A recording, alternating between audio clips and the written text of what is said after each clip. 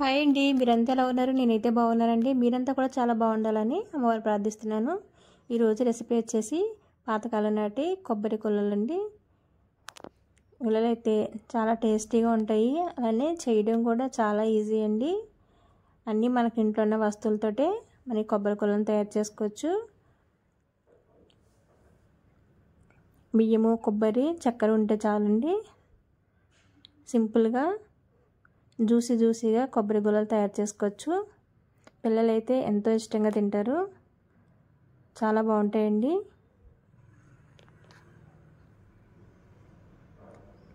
కొబ్బరి గుల్లల్ని ఎలా తయారు చేసుకోవాలో చూద్దాము. దీనికోసము 1 కప్పు రేషన్ బియ్యం తీసుకోవాలి. రేషన్ బియ్యం లేకపోతే మామూలు బియ్యం అనేది తీసుకోవచ్చండి. శుభ్రంగా కడుక్కొని నైట్ అంతా నానబెట్టుకోవాలి. మార్నింగ్ కడిగేసుకుని శుభ్రంగా కడుక్కున్న తర్వాత వాటర్ అంతా వడగట్టుకోవాలి. చిల్లీలు గంట వేసుకుని వాటర్ అంతా పోయిన తర్వాత మిక్సీలో వేసుకుని 1 కప్పు బియ్యానికి 1 కప్పు కొబ్బరి వేసుకోవాలండి. కొబ్బరి అయితే ఎక్కువ ఉన్నా పర్వాలేదు, తక్కువైతే ఉండకూడదండి, టేస్ట్ బాగుండదు.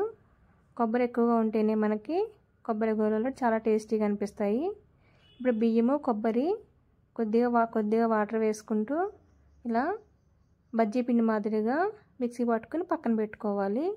ఇప్పుడు ఒక గిన్నె తీసుకొని 1 కప్పుకి 2-3 కప్పులు చక్కెర వేసుకొని 1/2 కప్పు వాటర్ వేసుకుని పొయ్యి మీద పెట్టుకుని చక్కెర అంతా కరిగేటట్టుగా పాకం రానియాలి. దీనికైతే మరీ ఎక్కువ పాకం రానవసరం లేదండి. మనం గులాబ్ జామ్ చేసుకుంటాం కదా, అట్లా వస్తే సరిపోతుంది.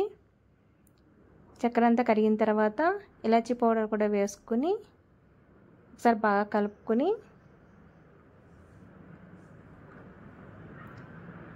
స్టవ్ ఆఫ్ చేసేసుకుని ఒక నిమ్మకాయని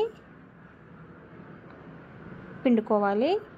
దీనివలన మనకి చక్కెర పాకం గట్టిగా అవ్వకుండా ఉంటుంది. ఇదంతా కలిపేసుకొని పక్కన పెట్టేసుకోవాలి, మూత పెట్టుకుని పక్కన పెట్టేసుకోవాలి. ఇప్పుడు మనము ముందుగా మిక్సీ పట్టుకున్న కొబ్బరి, బియ్యము పిండిని తీసుకొని దాంట్లో 1/2 స్పూన్ సాల్ట్, అలానే 1 స్పూన్ వచ్చేసి బేకింగ్ సోడా వేసుకుని కొద్దిగా వాటర్ వేసుకుని బాగా కలుపుకోవాలి. మరీ గట్టిగా ఉండొద్దండి, అలానే మరీ పలుచగా ఉండొద్దు. మన బజ్జీల పిండి ఎట్లా ఉంటుందో అలా ఉండాలి.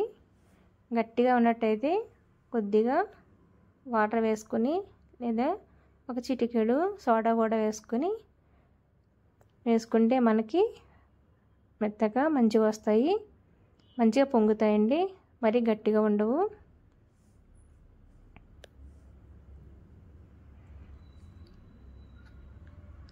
ఇట్లా వేగిన గుల్లలు తీసుకుని చక్కెర పాకంలో వేసుకుని ఒక 5 నిమిషాలు ఉంచిన తర్వాత ప్లేట్లో తీసుకుని పక్కన పెట్టుకోవాలి. అలానే మిగతా పిండి కూడా వేసుకోవాలి.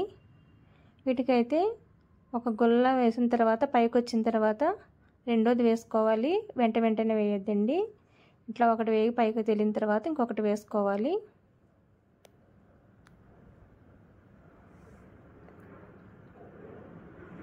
ఇట్లా కొంచెం వేగిన తర్వాత తిరిగేసుకోవాలి. రెండు వైపున కూడా గోల్డ్ కలర్ వచ్చేంత వరకు వేగనివ్వాలి.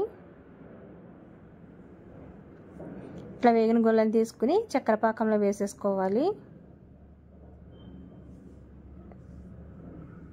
రెండు వైపులా బాగా మునిగిన తర్వాత ఒక 5 నిమిషాల నుంచి ఒక ప్లేట్లో తీసుకుని ఆరనివ్వాలి.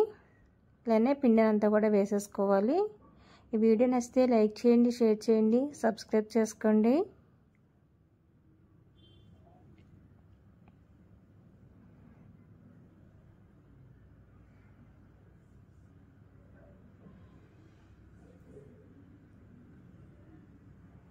చేయడం అయితే చాలా ఈజీ అండి, టేస్ట్ కూడా చాలా బాగుంటుంది. పిల్లలైతే చాలా ఇష్టంగా తింటారు.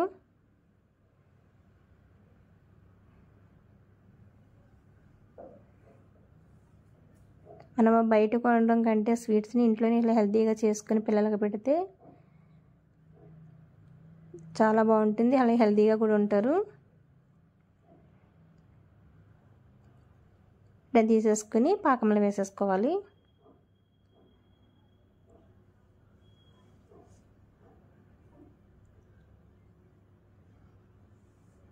చూసారు కదా, వీటిని తీసుకుని ఒక ప్లేట్లో పెట్టుకొని చల్లారనివ్వాలి. ఇలానే పిండినంతా కూడా వేసేసుకుని ప్లేట్లో వేసుకుని చల్లారనివ్వాలి. అంతే అండి, ఎంతో టేస్టీగా ఉండే కొబ్బరి గుల్లలు అయితే రెడీ అయిపోయినాయి. చల్లారిన తర్వాత చూసారు కదా కొబ్బరి గుల్లలు ఎలా ఉన్నాయో, పైన అంతా క్రిస్పీగా, లోపలంతా జ్యూసీగా, టేస్ట్ అయితే అదిరిపోతుందండి. చూసారు కదా లోపలంతా ఎట్లా జ్యూసీగా ఉందో, తింటేనే క్రిస్పీగా జ్యూసీగా, టేస్ట్ అయితే చాలా బాగుందండి. Thank you for watching.